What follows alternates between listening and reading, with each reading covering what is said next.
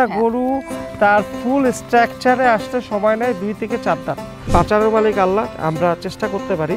So আমরা ওই এফএমডিটা 6 মাস পর পরতেই যে ওদের প্রথম তো আস্তে এই জায়গাগুলো কিন্তু বেশ মোটা। মানে ওর পাটাই তো অ্যাকচুয়ালি পিলার, ওর বডিটা ধরে রাখা যায়। এইগুলো সব অ্যারাউন্ড 8 থেকে 10 মাস 12 মাস এরকম।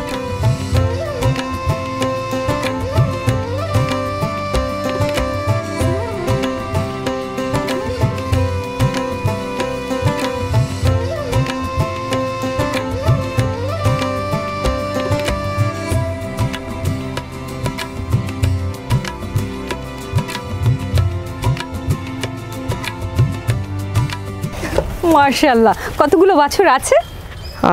8-10টার মতো আছে। বাছুর অবস্থা দেখতেই অন্যরকম, তাই না? একটু অনেক ভালো লাগে আমার কাছে, মন চাই একটা নিয়ে যাই। এমনি তো দিয়ে দিবেন না? দামটাও কি না, মানে দিয়ে দিলেও আপনার জন্য রাখাটা মুশকিল হবে।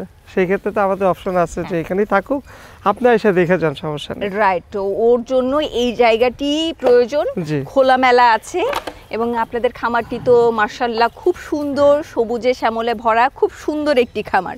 দর্শক, এই মুহূর্তে আমি আছি প্রয়াস অ্যাগ্রো ফার্মে। এই খামারটি অবস্থিত বিরুলিয়াতে।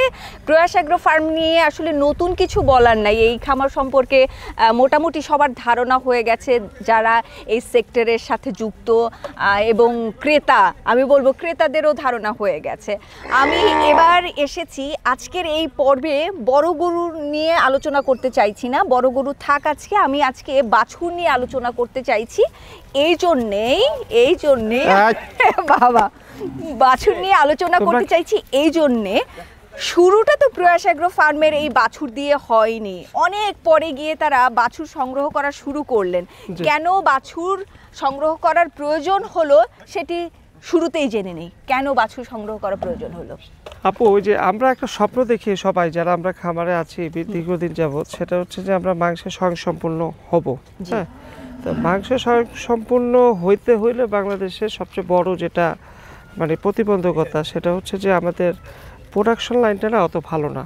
মানে অত ভালো না বলতে, আমাদের বাংলাদেশে যদি খামার 100টা থাকে, সে 100টা খামারের মধ্যে দেখা যায় যে 80টা খামারই আমরা যারা আছি বা ছিলাম, যে তারা সবসময় ওই ফ্যাটেনিং গরুটাকে সংগ্রহ করে করতাম, বিক্রি করতাম। তো প্রোডাকশনটা নজর কিন্তু সবাই দিচ্ছে না, সেই কারণে আমাদের দেখা যায় যে বাইরের দেশের দিকে আমাদের নজর দিতে হয়। সেক্ষেত্রে আমাদের প্রোডাকশন লাইনটা রেডি করা দরকার। সো প্রয়াস অ্যাগ্রো ফার্ম গত কয়েক বছর ধরে চেষ্টা করতেছে। এখন 8-10টা আমাদের গাভী গরু আছে, যেখান থেকে আমরা কিছু বাছুর উৎপাদনের চেষ্টা করতেছি।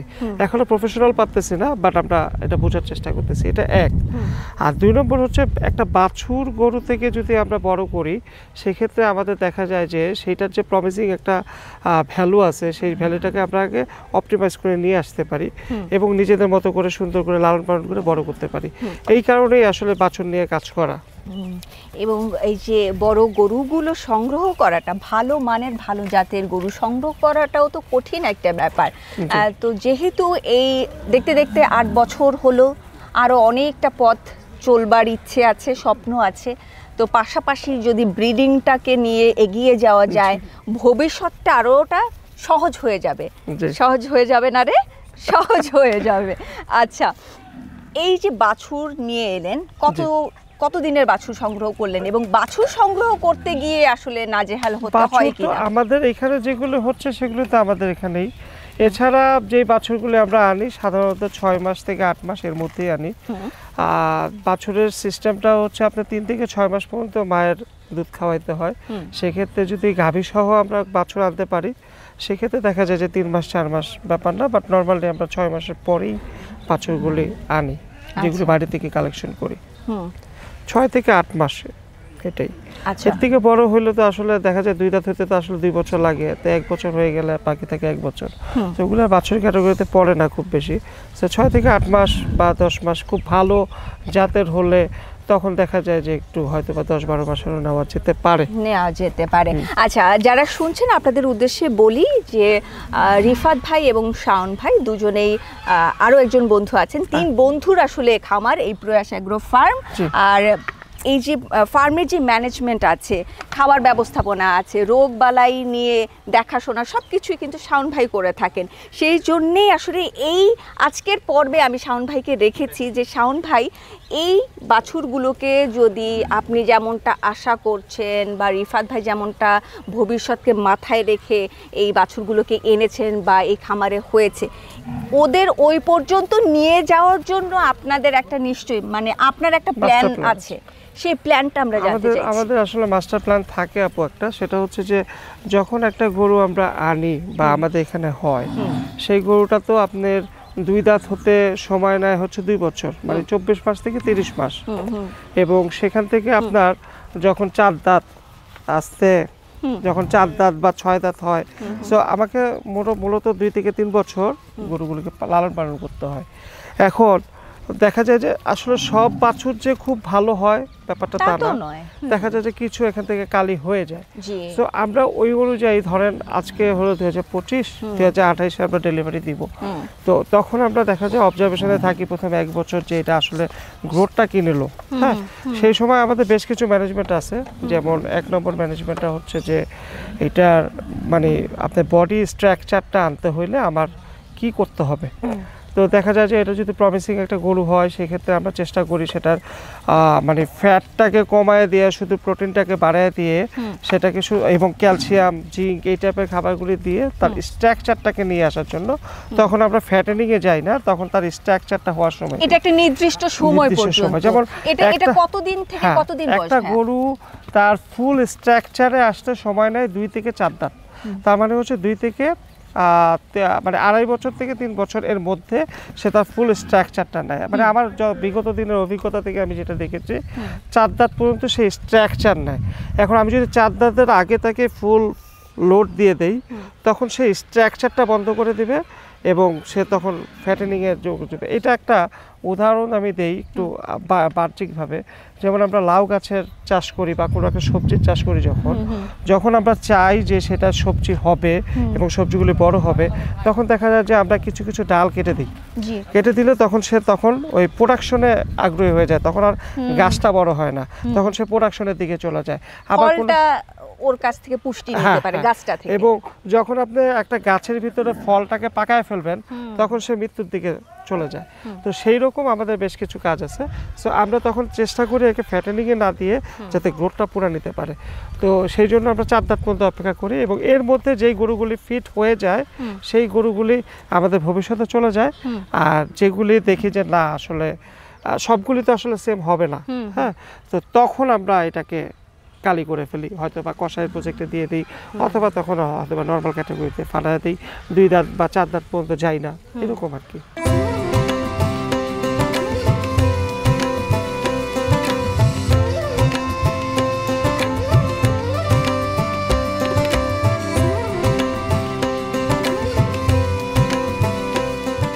আচ্ছা, এই সময়টার মধ্যে ভ্যাকসিন, কৃমিনাশক এই কাজগুলো কি করে? ভ্যাকসিনের ব্যাপারটা হচ্ছে আপু আপনার প্রতি মানে আমাদের যে লোকাল ভ্যাকসিন, যেটা আমাদের বাংলাদেশের সরকারের ভ্যাকসিন, সেই ভ্যাকসিনটা খুবই ভালো, কিন্তু আমাদের দুর্ভাগ্য যে আমরা এটাকে প্রপার ওয়েতে পাই না। কারণ ভ্যাকসিনের জন্য সবচেয়ে ম্যান্ডেটরি জিনিস হচ্ছে কুল চেইনটা মেনটেন করা। তো আমরা যখন ওইখান থেকে নিয়ে আসি তখন আমরা মেনটেন করতে পারি, কিন্তু ওইখান থেকে মেনটেন হয় কিনা সেটা আমরা অ্যাসিওর হতে পারি না। তো সেই কারণে দেখা যায় যে আমাদের সরকারি ভ্যাকসিনটা যদি আমরা অ্যাভেলেবেল পাইতাম, আমাদের জন্য কস্ট অর্ধি হতো। দেখা যেত যে 200 থেকে 250 টাকা আমি 20 থেকে 25টা গরুকে ভ্যাকসিন করতে পারতাম। বাট এখন আমরা যে ভ্যাকসিনগুলি দিচ্ছি সেগুলো হচ্ছে বাইরের ভ্যাকসিন, একটা গরুতে 2 থেকে 250 টাকা লাগে। কিন্তু দামের ব্যাপারটা না, ব্যাপারটা হচ্ছে যে মানে একটা বাছুর হওয়ার পরে আপনি চাইলে তাকে এফএমডি ভ্যাকসিনটা দিয়ে দিতে পারেন। তো আমরা নর্মালি 1 মাস 2 মাস অপেক্ষা করেই দেই। আর মানে আমরা যে ভ্যাকসিনগুলি দেই, এই ভ্যাকসিনগুলি অ্যাক্টিভ হতে সময় নেয় হচ্ছে 14 থেকে 21 দিন। সো আমরা প্রথম 21 দিন পর্যন্ত ভ্যাকসিন দেওয়ার 21 দিন পরে 5 মাস সময় নেই। তার মানে শর্ট এটা হলো 6 মাসের একটা উইন্ডো থাকে। এই প্রতি 6 মাস পর পর আমরা ভ্যাকসিনটাকে মানে রিঅ্যাক্টিভ করি, মানে ভ্যাকসিন পুশ করে। এতে হয় কি সে একটু সেফ থাকে, সে হয়তো বা এফএমডির প্রকোপ থেকে বাঁচানোর মালিক আল্লাহ, চেষ্টা করা মানে আমরা চেষ্টা করতে পারি। সো আমরা ওই এফএমডিটা 6 মাস পর পর দেই। তরকা রোগের যেটা দেই ওটা 1 বছর পর পর দেই। আর এর সাথে সাথে এখন এলএসডি যেটা আসছে ওইটাও 1 বছর পর পর আমরা দেই। ওরে এক বছর বাবা রে পর আমরা দিই। বাবা। So, আসলে ও এমন এই জন্যই তো বাচ্চা। হ্যাঁ হ্যাঁ হ্যাঁ হ্যাঁ হ্যাঁ So, কোনো সমস্যা নাই, প্লেফুল আছে, এটা ইম্পর্টেন্ট কিন্তু। এইটা কিন্তু মানে ওরা যে খেলাধুলা করতেছে, এই কোথাও বসে symptom যে ঝিমাইতেছে ভালো না, আছে, হ্যাঁ। এটা বুঝাইতেছে যে ওদের হেলথ ভালো। সো ভ্যাকসিনের ব্যাপারটা এটা, আর ডিওয়ার্মিং এর ব্যাপারটা আপু যে ওদের প্রথম তো আস্তে কি রে হঠাৎ করে এরা ক্রেজি হয়ে গেল কেন? জানা তোরাই তো খেলছিস, খেল। সো ডিওয়ার্মিং এর ব্যাপারটা হচ্ছে আপু প্রতি 2.5 থেকে 3 মাসের মধ্যে আমরা বাছুরদের হয়তো বা 6 মাসের পরে শুরু করি, বাট ওদেরও প্রয়োজন হয়, কারণ ডিওয়ার্মিংটা ওরা যেহেতু বাইরে বিভিন্ন জায়গায় হ্যাঁ, মুখ দেয়, এটাই বলছিলাম। সমস্যাটা হয়। তো আমরা এটা 3 মাস পর আমরা ডাবল ডোজ করে ডিওয়ার্মিংটা করায় ফেলাই, কারণ ডিওয়ার্মিংটা করলে ওর শরীরটা ভালো থাকবে, শরীরটা ভালো থাকলে ও গ্রোথটা ভালো নেবে ইনশাল্লাহ। আচ্ছা, এখন ওদের বয়স কত? এখানে আপু মিক্সড আছে, আপনার 6 থেকে 8-9 মাস এরকম আছে। যেমন ওই যে চকলেট যেটা, ওইটার বয়স হচ্ছে গত নভেম্বরে ও হয়েছে, এখন হচ্ছে আপনার সেপ্টেম্বর। হ্যাঁ চকলেট। আর এই যে পিছনে বিজয় আছে, বিজয় হয়েছে 16 ডিসেম্বর, এই জন্য ওর নাম বিজয়। তো ও হয়েছে হচ্ছে এই যে 9 মাস চলতেছে। হ্যাঁ 9 মাস 10 মাস এরকম। সো এগুলি সব অ্যারাউন্ড 8 থেকে 10 মাস 12 মাস এরকম। 12 মাস সম্ভবত একটাও নাই এখানে। আচ্ছা, আমার কাছে একটু আগে আপনি কিন্তু বলছিলেন যে সব বাচ্চাই তো ভালো হয় না, তো সব বাচ্চা ভালো এবং মন্দের আসলে পার্থক্যটা কি, এটা একটু জানতে চাই। এবং আপনার কাছে এই মুহূর্তে আমাদের সামনে যে বাছুরগুলো আছে, এই বাছুরগুলোকে দেখিয়ে কি আমরা বলতে পারবো নতুন খামারিদের উদ্দেশ্যে যে আসলে এগুলো আমরা ভালো মনে করছি এই জন্যে? ভালো মনে করার কারণ হচ্ছে প্রথমত আপনার পেডিগ্রি দেখতে হবে যে আসলে বাপ এবং মা ওদের বীজটা কেমন ছিল, তারপরে হচ্ছে তাদের গঠনটা দেখতে হবে। আপনি যেমন দেখেন এই গরুটা দেখেন, আপনার পিছনের পাগুলো দেখেন স্ট্রেইট, হ্যাঁ, এবং পায়ের যে গিটগুলি আছে সেই গিটগুলি কিন্তু যথেষ্ট পরিমাণ মোটা। মানে কি এটা আমরা একটু কাছে গিয়ে দেখাতে পারি কিনা দেখি, ওরা তো আসলে যথেষ্ট পরিমাণ মোটা, এই মোটাটা হ্যাঁ এইটা, এবং পায়ের নিচের দিকে এবং আপনার হাঁটুর দিকে দেখেন গিটগুলি, তা এটা দেখলেও সেম পাবেন। হ্যাঁ এটাও সেম পাবেন। এবং এই জায়গাগুলো কিন্তু আস্তে আস্তে বাবা, আস্তে আস্তে এই জায়গাগুলো কিন্তু বেশ মোটা। সরো কি যেন হয়ে গেছে ওদের, কি যেন হয়ে গেছে। সমস্যা নেই, যেহেতু হঠাৎ থেমে গেছে, আমরা এখন দেখাতে পারি ওর পাটাও কিন্তু বেশ মোটা চড়া, গিটগুলো মোটা। তার মানে কি ও যখন বড় হবে ওয়েটটা নিতে পারবে, মানে ওর পাটাই তো অ্যাকচুয়ালি পিলার ওর বডিটা ধরে রাখার জন্য। এটা হচ্ছে একটা। হ্যাঁ 2 নম্বর হচ্ছে নাভি কম্বলটা দেখতে হবে যে ওর কম্বলটা কিরকম আছে, প্লাস নাভিটা কিরকম আছে। যত বেশি ঝুল হবে তত ভালো, এটা এক। তারপরে হচ্ছে আপনার বডির লেন্থটা দেখবেন আপু, ওর বডির লেন্থটা যদি ছোট থাকে তখন সিঙ্গেল বডি হয়ে যায়, তখন গরুটা ওই যে গরুটা দাঁড়ায় আছে দেখেন আপনি ব্রাউন কালার যেটা, ওটার বডি দেখবেন পাশের দিকে বড়, পিছনেরটা হ্যাঁ পাশের দিকে বড়, কিন্তু সেই তুলনায় সাদাটা কিন্তু একটু ছোট আছে, কিন্তু সাদাটা বয়স কম, ও বয়সে আসলে তখন ছাড়বে। তারপরে সময়ের সাথে সাথে আমরা এই জিনিসগুলি খেয়াল করি এক। তারপরে হচ্ছে ওর গ্রোথটাও আমরা দেখি যে আসলে কিরকম যাচ্ছে। তারপরে 1 বছর পরে হ্যাঁ ওজনটা প্রতি 1 মাস পরই আমরা করি। সাধারণত 15 দিন পর করা হইতো, কিন্তু এখন তো আমাদের আসলে গরুর মানে কোয়ান্টিটি বেশি, সেই কারণে আমরা দেখা যায় যে 1 মাসের মধ্যে আমরা একবার মিনিমাম ওয়েটটাকে ট্র্যাক করি। আচ্ছা, আর এই বয়সের ওদের বাছুরকে কি খাবার দিচ্ছেন, কতটুকু পরিমাণে দিচ্ছেন? বাছুরের খাবারটার মধ্যে আমরা সাধারণত প্রোটিনটাকে বেশি রাখি, ক্যালসিয়ামটাকে, জিঙ্কটাকে আমরাকে মানে করি, মানে মিনারেলসটাকে আমরা বেশি প্রাধান্য দেই, এবং ফ্যাট জাতীয় খাবার যেটা ওর মানে চর্বিটাকে বাড়াবে, এই জাতীয় খাবারগুলো একটু কম রাখি রেশিওতে, যাতে ও মাংসটা তৈরি হওয়ার মতো সুযোগ পায় এবং ওর স্ট্রাকচারটাকে বড় করার মতো মানে ও শরীরে সেই এনার্জিটা পায়। আমরা জেনেই গেছি যে এই মুহূর্তে ওদের বয়স কত, মোটামুটি ওরা 3 বছর এই খামারে থাকবে। এই 3 বছরে ওদের পেছনে কেমন খরচ হতে পারে, খাওয়া খরচ, মেডিসিন সবকিছু মিলিয়ে? এটা আপু প্রতি বছর ভ্যারি করবে, কারণ ছোট গরু তো খাওয়া খরচ কম। এখন দেখা যাবে যে হয়তো বা আমার প্রতি 100 কেজির জন্য 80 টাকা, 85 টাকা, 70 টাকা এরকম আসবে, কম বেশি ওজনের উপর নির্ভর করে। আর এইটা আবার লাস্টে যখন 3য় বছর যাবে বা 2য় বছর যাবে, তখন এটা 100 থেকে 125 টাকা পর্যন্ত উঠবে, যদি আমি বলতেছি খাবারের দাম এখন যা আছে সেটা যদি কনস্ট্যান্ট থাকে সেই ক্ষেত্রে। এখন হয়তো বা আমি প্রতিদিন 80 টাকায় প্রতি 100 কেজির জন্য বা 200 কেজির জন্য হয়তো বা 100 থেকে 150 টাকার মধ্যে আমি শেষ করতে পারবো। বাট সামনের বছর যখন যাবে তখন এটা হয়ে যাবে প্রতি 100 কেজির জন্য 100, 105, 110 এবং তৃতীয় বছর যায় এটা 125 প্লাস ক্রস করবে। এটা শুধু খাওয়া খরচ বললাম, মেনটেনেন্স আছে।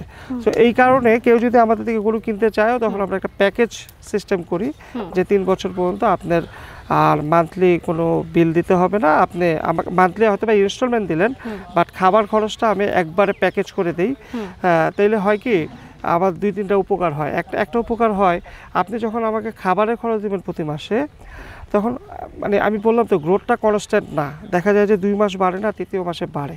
তো আপনি আমাকে দিলেন 5,000 টাকা খাওয়া খরচ, গরু ওজন বাড়লো না, আপনি তখন মনে হবে যে আমি আপনাকে টাকা দিচ্ছি কিন্তু আপনি আমাকে টাকা দিচ্ছেন কিন্তু আমি খাওয়াচ্ছি না, এটা একটা প্রবলেম। তো এই কারণে আমরা ওইভাবে যাই না, আমরা একটা ফুল প্যাকেজে যাই এবং আমাদের সব গরুই আসলে আমাদের কাছে মায়ার, আমরা চেষ্টা করি খাওয়ানোর। সো ওইখানে থাকলে একটা ভুল মানে মানে মিসআন্ডারস্ট্যান্ডিং ক্রিয়েট হওয়ার জায়গা থাকে, এই কারণে আমরা ইয়া করি না। সো আমরা একটা প্যাকেজ সিস্টেম করি।